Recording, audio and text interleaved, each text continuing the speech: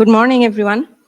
And thanks again to Christian for inviting me. As I said, that it's my honor to be here. I'm really happy.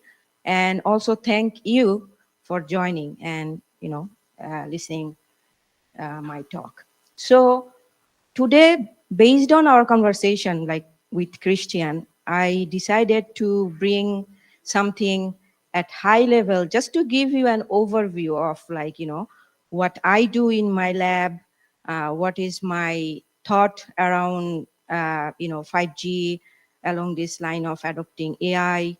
And also in the end, I will bring some of the activities that's going on in Canada and some of the challenges and opportunities we see. So first of all, I am Israat Haque. I'm an associate professor in the Faculty of Computer Science at Dalhousie University. It's been 7 years I'm there. And I work in distributed networking systems, security, and I will talk briefly active projects that are going on in next slides.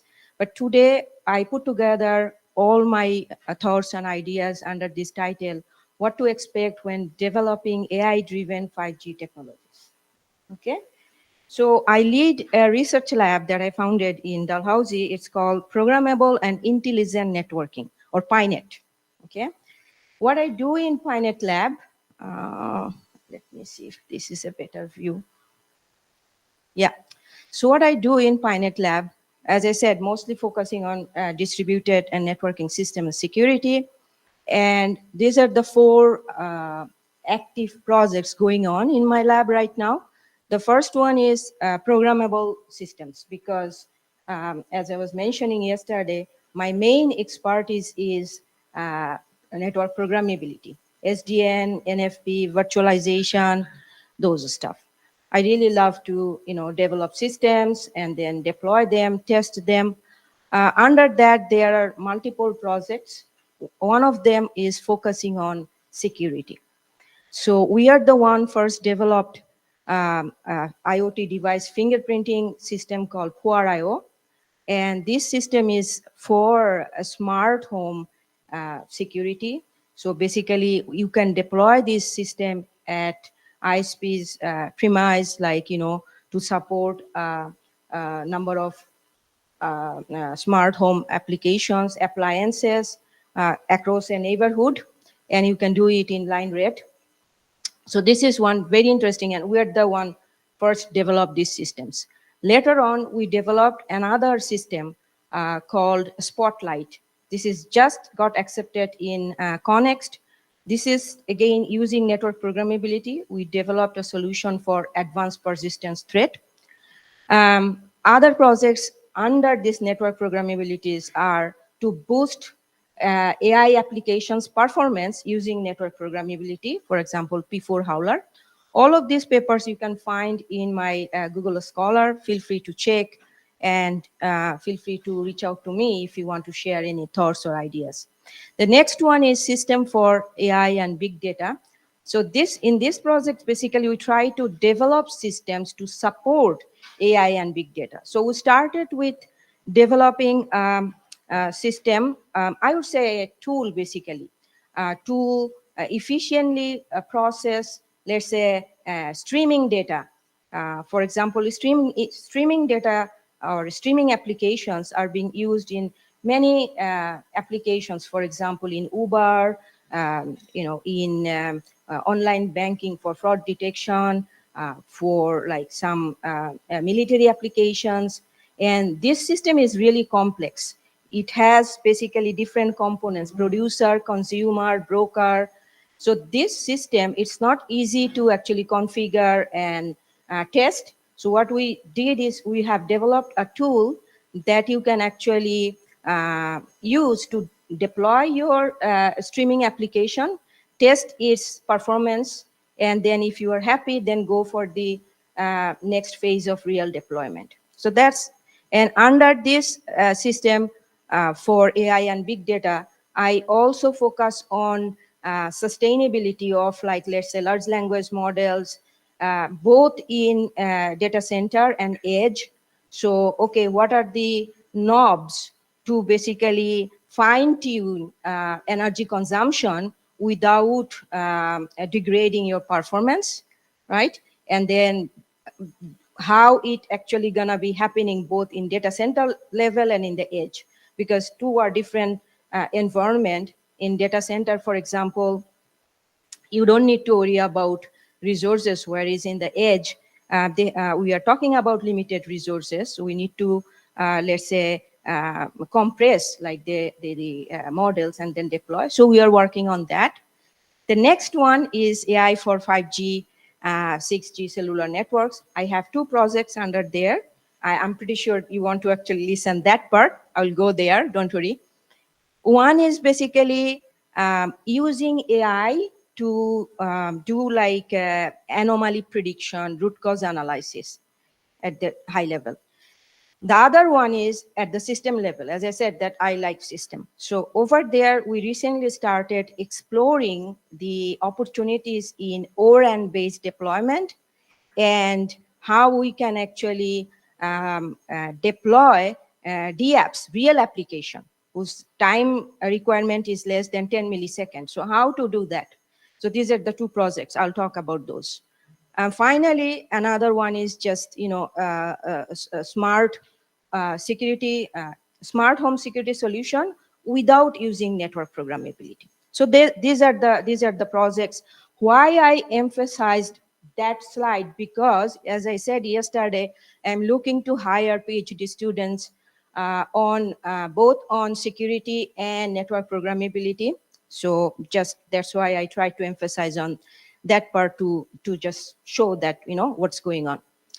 Now, when I talk about 5G, I always like to bring this slide because it's basically nicely put together the evolution that we have gone through all the way from voice to 5G, which is not only, enabling communication or giving like better bandwidth, so on and so forth, but also initiating innovation, or in other words, enabling us to think about some emerging applications like remote surgery, autonomous driving, those sort of, you couldn't even think before, but because of 5G and its use cases, you can now think about that, yeah, it is possible to think about those emerging applications, right?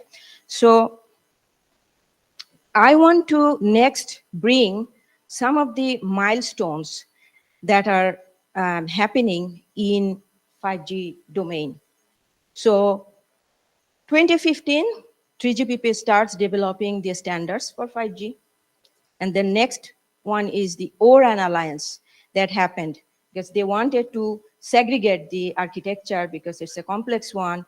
After doing disaggregation, opening up through API, you can actually have much more agile environment and can innovate more, especially with respect to the adoption of AI, right? So this is a big milestone. 2019, South Korea actually launches the world's first commercial 5G network. In 2022, ORAN real-time apps are introduced. I will talk about those non-real-time, near real-time apps, but I will mostly focus on real-time one that we are focusing in our lab. 2022, this is, great moment for Canada because one of our telco, Rogers, they basically deploys Canada's first standard 5G network, okay? And last but not the least, what's happening in 2025? The first 5G standalone international roaming, and guess what? Ericsson is there, Vodafone, and then another company. Together, they have actually initiated this. They actually successfully implemented and showcased that, they can enable 5G standalone deployment and enabling like roaming. So this is basically a timeline just to show that how we are evolving and moving forward with and creating opportunities, right? Now, of course, when we talk about new technology, new platform, it brings two things: opportunities and of course challenges, right? So 5G, yeah, we have just seen that it's getting matured, being deployed. And as I said, that it is the one could actually help us realizing these emerging applications, like, self-driving, AR, VR, mobile gaming, right? You guys are working in these areas. But the thing is that these networks, when we are talking about a complex network, it's not free from any sort of hiccup, any sort of anomalies, any sort of failures.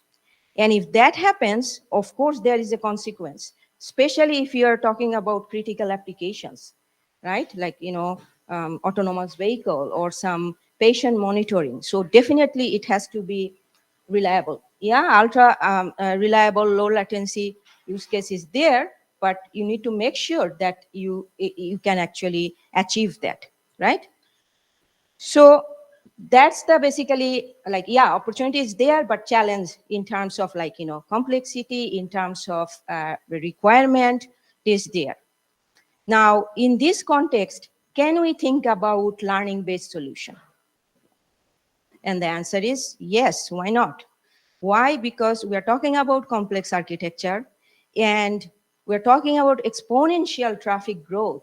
If you see the right-hand picture, you see that how the traffic is being, generating across this, 5G environment. And you can actually collect many key performance indicators and use them for data-driven decision making to improve, like, quality of service, resource utilization management, whatnot, right? Um, and that can also, like, as I mentioned here, that automatic solution also reduces this cost and human errors, and then take care efficiently this complex system that we are talking about. And this is just a glimpse of that complex system I'm talking about, like all the way from users, access network, and then, control plane, user plane, each with like multiple components. We're talking about like really a complex environment, making it like programmable, making it intelligent, always good, right? Because we're talking about agility. Now, what we started, and this project that I'm talking about actually in collaboration with Ericsson Montreal, Gaia, and what we are talking about here is from this perspective of anomaly and root cause analysis, because these are like, one of the critical aspect to offer service that actually we are expecting. So yeah, in terms of bringing AI, we can think of AI-based systems capable of anomaly prediction, root cause analysis, and then also probably automatic repairing. And interestingly, it's not like new idea that using AI for anomaly prediction or root cause analysis, but no like automatic repairing. So that's where we wanted to emphasize more that whether we can actually complete the loop or cycle and having this like complete solution, okay? So today I will share two examples or two solutions that we developed under this project. One is developing a learning-based radio link failure prediction system called GenTrap. And we use here like real data, and I'll talk about that. The other one is developing a root cause analyzing system, we call it Simba. And this one is based on simulation data. Why I brought these two, I'll talk about that, because that's where you will see challenges that you need to face, or you need to solve actually those mentioned challenges.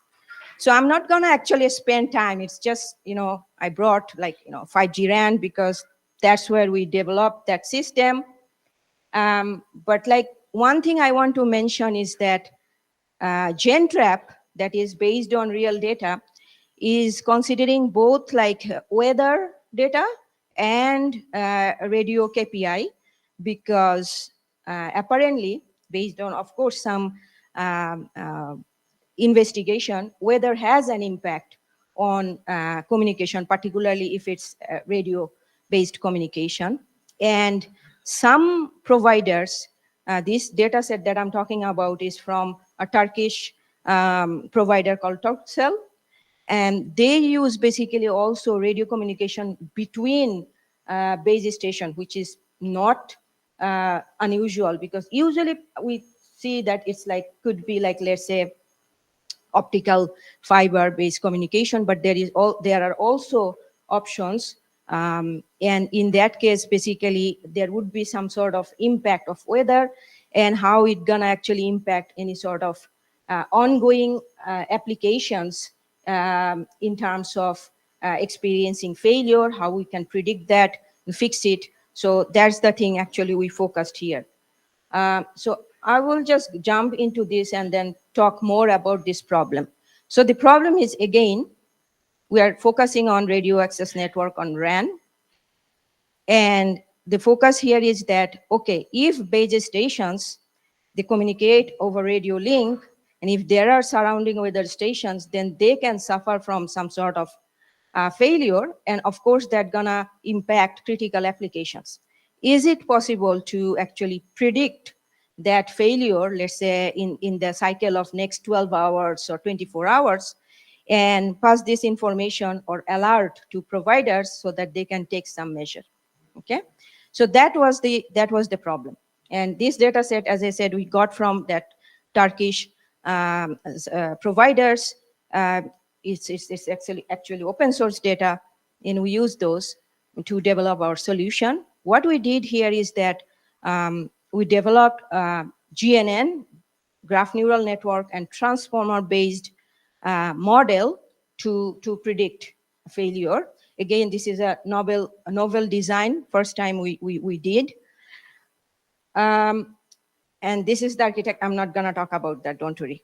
It's just to give you a high level overview, because the model is a little bit complex, because the thing is that we need to first capture the relationship among, like, let's say, given a radio link, what's the corresponding, not corresponding, surrounding weather stations that can impact it. So that that context, that spatial context, we capture using graph neural network, based embedding. Once we capture that, okay, these are the weather station, weather data can actually impact this radio link, then basically we put together that information in this transformer to capture the temporal relationship, like based on the past history, what could happen in future, like next 24 hours or so. So the transformer is the one captured the temporal context, but the graph neural network, or GNN, captured the spatial context, and together we could actually efficiently predict failure. And we are the first actually have developed this generalized model, that gives like really good performance. When I said generalized, meaning that it also do a good job on unseen links or situation. Okay, and yeah, so this is what I already talked about, that how we use like GNN for special purpose, and transformer for temporal context. Okay, and put together them to predict, like, failure. I want to briefly talk about data set, because as I said, that this is a real data.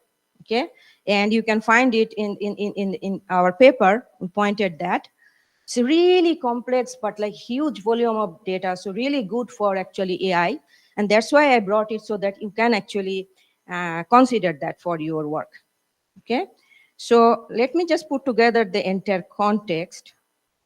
So the data set actually has two parts. One is like the radio data, and another one is like weather data. For radio data, it again has two parts. One is this radio KPI, another one is this like the, let's say, the vegetation configuration, like those sort of data, like the you can think of like a mix of categorical feature and then the numerical features in terms of like its geographical or physical condition. The other one is the radio. So physical environment and the digital environment, you can think they separate those two. In the weather one also, they have like the, let's say, real weather measurement and also the forecasted one, give both.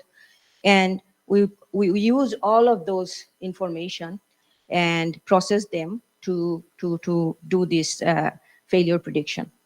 And this is basically a summary. This is first lesson is that when you deal with real data, advantage is whatever you see, it's the real thing. It's really useful when you develop and test your model. But the challenge is there are a lot, like especially in pre-processing, you have to really emphasize because there are like a lot of noise, missing data, so on and so forth. So you need to really think about good data pre-processing so that you can do a good job. But in the end, it's worth. So as I said, it's really good in terms of offering good performance compared to existing, like let's say LSTM-based solution. And then another thing is its generalization capability on unseen links. And we also integrated our GNN part with existing prediction model and show that how we actually improve the prediction performance. So that's GenTrap based on real data, right? All good. Now, this Simba is basically based on simulation data. Why? This is one thing I want to also bring, as everybody knows that providers don't share their data. If you want to develop AI-based solution, the solution is generate synthetic data. We cannot give you because there are some policies, there are some regulation, no way, right?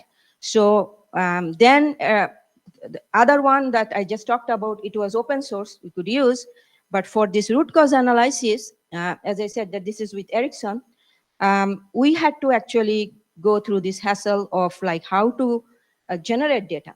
So the way we started with is that we started with a dependable simulator, SIMU 5G.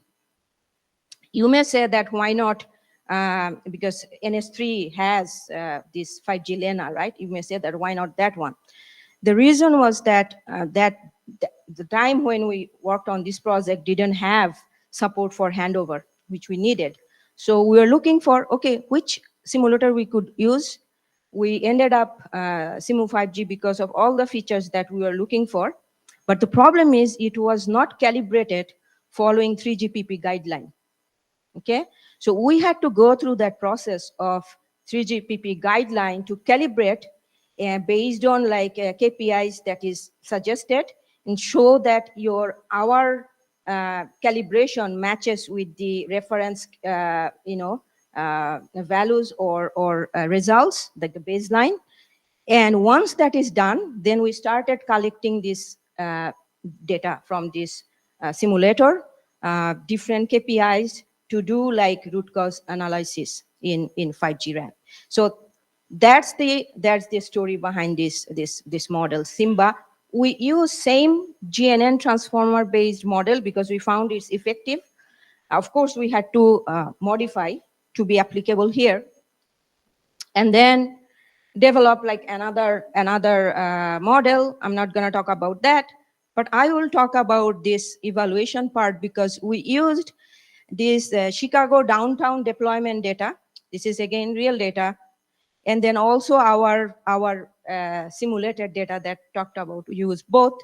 And then what we did here is basically considered, because with Ericsson, there are many different faults or issues.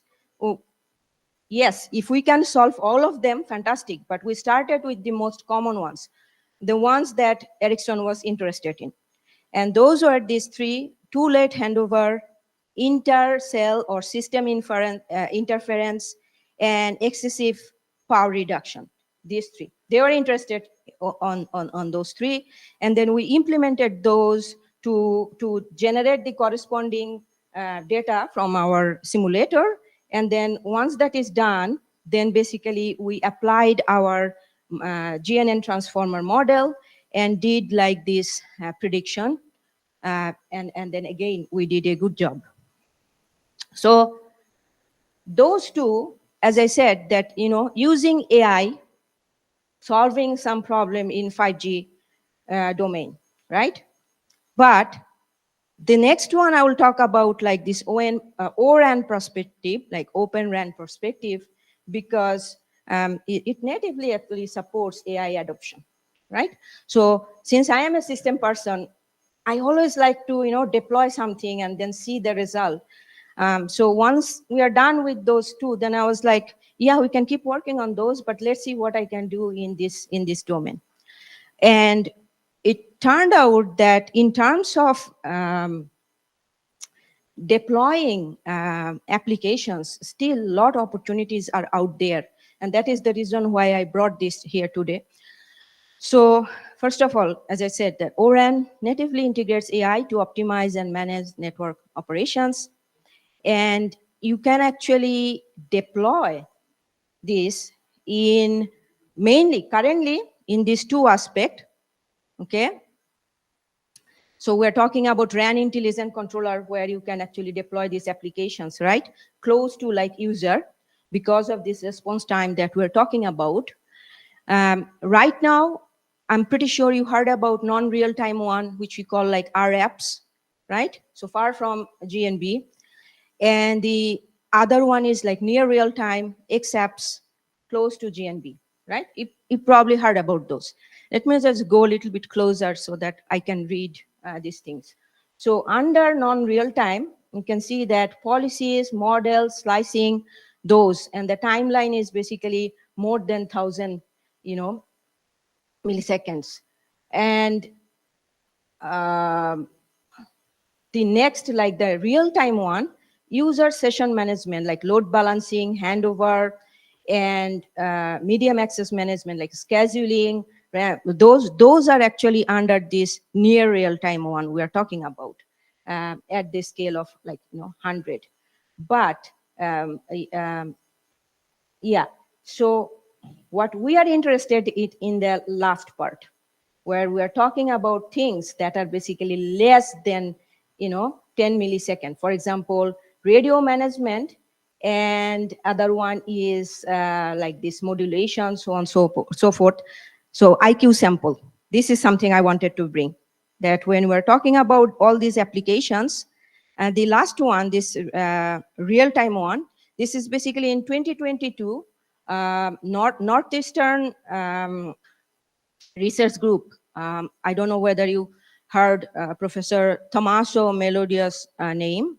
He is very active in 5G, 6G. His team first actually tried to implement, actually define and implemented these RFs with this timeline and everything. Of course, some initial, very initial thoughts and initiatives. And this particular paper that I'm pointing is actually his paper. If you like, you can check that. But the point that I'm trying to say is that first two RApps, DApps, they are actually, RApps and XApps, they are basically, they are getting popular, people are trying to implement so on and so forth. But DApps is still like in its infancy, okay? So here is the story of, DApps. So these apps, as I said, that it's called DApps because it's like we're talking about real time, less than 10 millisecond. And it's based on disaggregated architecture to deploy real-time application in the edge near DU. In other words, it can actually co-locate with DU, okay? And also they have come up with a new interface called E3 interface to enable like communication between DU and DApps, right? So existing works, particularly from Tommaso's lab, they actually implemented a couple of ways of deploying them. But first of all, it's containerized based deployment. You can have two ways. One is like you deploy DU and DApps in the same container, or you can actually deploy them in two different containers and then they can actually communicate. So basically you are creating isolation, and you can see that, okay, what's the trade-off of making this isolated deployment versus like, co-located deployment? What are the pros and cons? So this is something still getting matured, and we are working right now on this, particularly bringing network programmability and see that how we can successfully deploy D apps, okay, to meet the latency requirement. And when I'm saying that network programmability, I'm talking about like real deployment using programmable devices. So this is the reason why I brought it again, another challenge and opportunity in terms of 5G, where actually you can use, of course, AI. People try to use actually, neural network, reinforcement learning, and we can actually see that, how feasible are those in terms of deploying in this, architecture and meet that time requirement. So that's what we're doing right now. Yeah, so I think I talked about that. Now, the last but not the least in terms of what's going on in Canada. How much time I have? Sorry, I'm not sure. I will take. Okay, good. I think I'll be done by that time. So, what's going on in Canada? So, in terms of opportunities, lot I would say. So, as you know, it's the second largest country in the world, but we have like a sparse population. And especially in rural areas, the connectivity it's a national priority. Okay, so this June we have ICC conference in Montreal, and their slogan is, how to improve social aspect or social well-being using communication, or in other words 5G 6G. Now multiple active 5G deployments already happened, is happening right now. TELUS, Rogers, Bell, I'll talk about that. Many Canadian universities, they are working on 5G, O-RAN, in collaboration with industry like Ericsson. Government is really, really focused on two aspects. So one is, as you can see, that through different funding, our prioritized areas are like digital infrastructure, AI strategies, and next generation network. You see that AI and also 5G, they are part of our priority in terms of like, innovation at the national level. And what are the initiatives? Ericsson Canada has collaborated over 20 Canadian universities since 2013, contributed around 25 million, and in many different areas. There is this SRDP, Smart Rural Development Program, focuses on connectivity and smart solution, particularly in rural and in indigenous communities, okay? And it includes 5G enabled architecture, smart grid, AI training dataset market. This is just showing that what's the potential, when you're talking about these initiatives, but also we're talking about the potential, that what type of market we are talking about. So it's just to encourage people who are interested to contribute there, or like, invest there. And there are different providers, telco providers there, but these three are the main players, I would say. Already I talked about Rogers. They are the one first deployed like 5G in Canada. And the other big players are like Bell. They are the one focusing on ultra fast 5G plus in dense urban area with like a spectrum aggregation. And TELUS is also, they are working extensively, especially with this AI, bringing like, AI in 5G, and, contributing to various projects like Smart City. So they are really active. It's going on throughout the country. Now, other complementary support. It's not that only they are the one working. Complementary organizations like, public, private, or non-profit organizations. So this first one is this ENCQOR, we call it. This is a public-private organization, and it actually deployed their like, they have basically their offices across different big provinces. You see that in Toronto, Ottawa, and also partner with like big players like Ericsson, IBM, Sienna. They partner with them and then do this support and innovation. And they're the one established the first Canadian pre-commercial 5G wireless test bed accessible to SMEs and startup academics. So if you really want to test your solution in a realistic environment, then you can actually reach out to them. And as I said, that it's not that, it's a combination of both, private, public, and collaboration supporting this initiative. The other one is Sengen. That's again another initiative for, like, it's a non-profit organization, and it offers test bed as a service, again, for startup, for researchers. And if you want to actually develop something, you can reach out and then test your solution. So you see that, not that telco are doing, but they are also taking some initiative and complementing to make this initiative mature, to make our, 5G technologies mature. Industry academia partnership, again, very active. There are already some deployment. Ericsson is working with multiple university, including mine. Then also, TELUS, Rogers, they are working. So it's like they are working with other complementary industries, with academia, so that together we can have this futuristic 5G, deployment that can be AI driven, that cannot be AI driven, doesn't matter. But main thing is that we want to make it realistic and deployable, right? And then I will conclude with this, some of the challenges and opportunities. What sort of challenges, from my perspective, based on, what's going on. One thing is this fragmented data set. And that's why I brought those two examples. We're talking about like AI-driven innovation. And one of the key players over there is like data, and dependable data. It's not like any data. And the reason why I brought those two examples, one is like realistic data, one is like synthetic data. But as I said, that, two scenarios have two different types of pros and cons, challenges, so on and so forth. But in general, across the entire community, having this data is the key factor if you want to really innovate.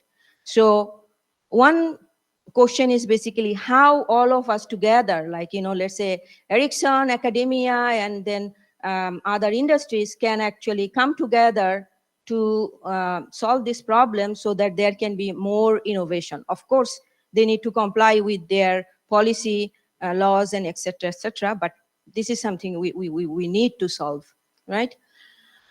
Um, and another thing is like the computing resources also. Not everyone actually has like that computing resource that we are talking about. Let's say data center grade servers with GPU and then, powerful CPU, memory, so on and so forth. So we have, for example, Compute Canada for this purpose, but this is not like, really like whenever you want, you can access. So this is another challenge that needs to be solved from Canadian perspective. And in terms of opportunities, I would say a lot, okay? But like just brought these two points. So one is like, edge AI. This is something really getting its momentum. And of course, 5G is the key enabler. But to make it like really effective, efficient, this is something should get matured, even from Canadian perspective. And creating talent. This is again, if everybody is running after AI, and then let's say not much people from this 5G perspective, there will be a gap. So we need to make sure that there is a balance in every aspect.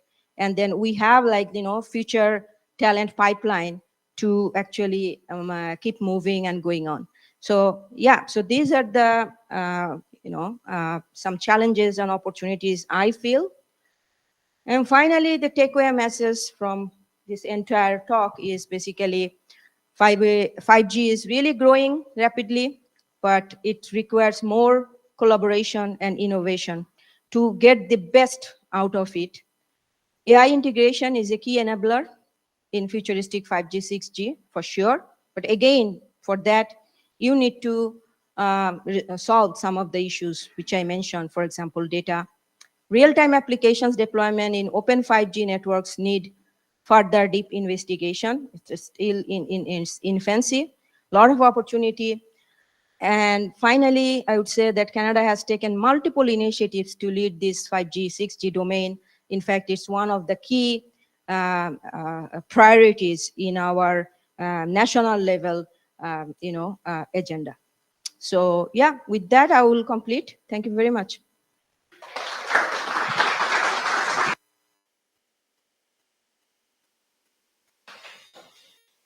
Thank you. Yeah, more than my expectations. That's great to know about. I think there are synergies. I didn't know about the rural and agro opportunities, because this is a natural match with Brazil, all the rural areas. Let's see if someone has some comment or question for Israat. Please don't be shy. We are still Comment, question, and also feel free to, that's why I put my email address there. Feel free to contact, Yes, please.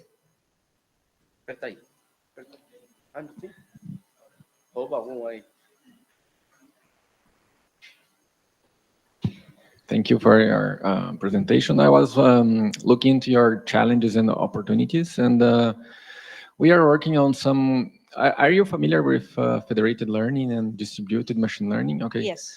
Because the challenge on fragmented data sets and the opportunities on edge AI, they are complementary when you looking into federated learning setups, right? So I can have fragmented data sets and I can infer and train on the edge, right?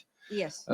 So what are your thoughts on that when you look into like telecom perspectives, if we can use federated learning to explore the fragmented data sets between different providers and use federated learning maybe to learn from these users at the edge? Yeah, very good questions. Yes, I think that yes, it should be. But one point over there, that who will be the orchestrator?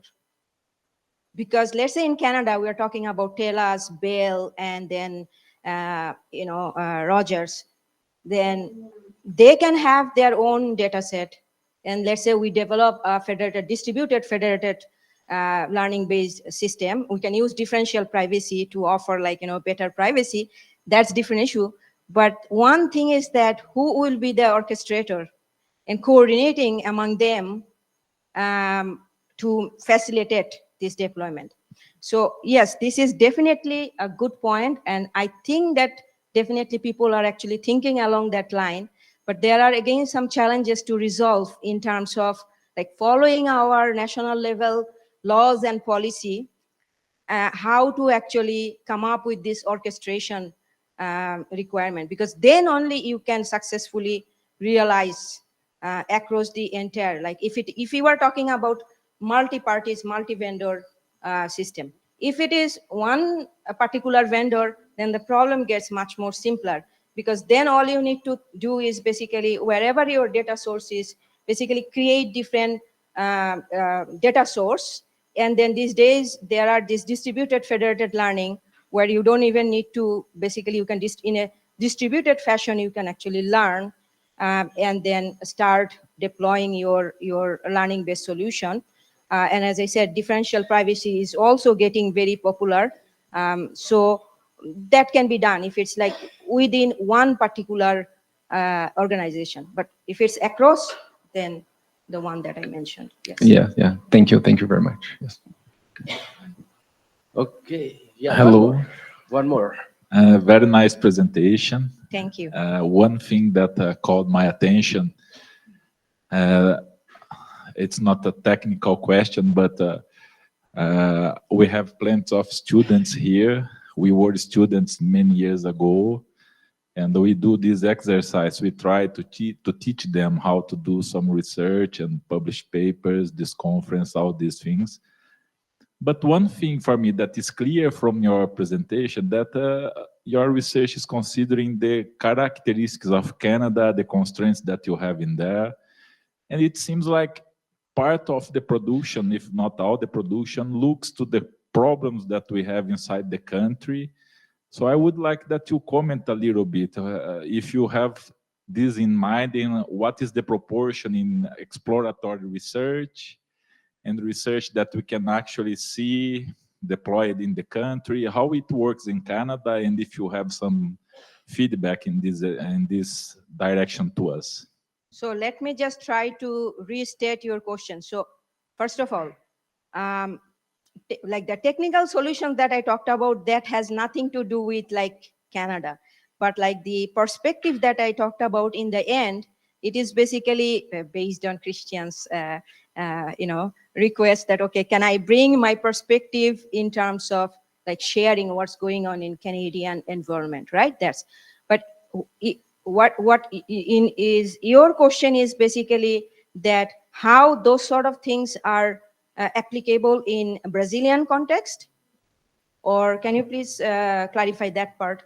Now, if you have, like, if you consider doing your research, that part of the research must be practical. You can put this, you can deploy effectively this. Yes, that is my personal preference. Yes. So because the way I think is basically it is advantageous in two ways.